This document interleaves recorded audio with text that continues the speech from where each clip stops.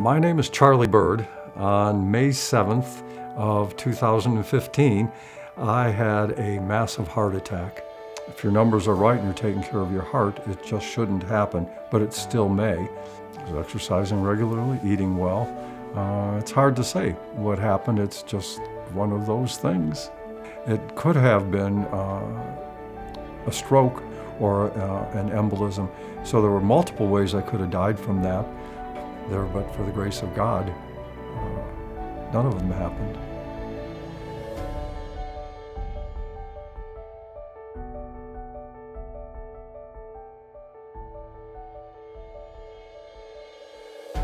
They asked what hospital we'd like to go to. My wife said Henry Ford Macomb.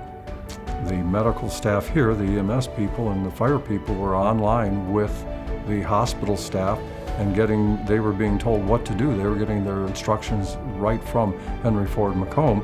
And so when I got there, they were ready for me. They whisked me right in. I had a speed pass. I was in the labs immediately, and the entire treatment that morning was rapid and exactly what I needed.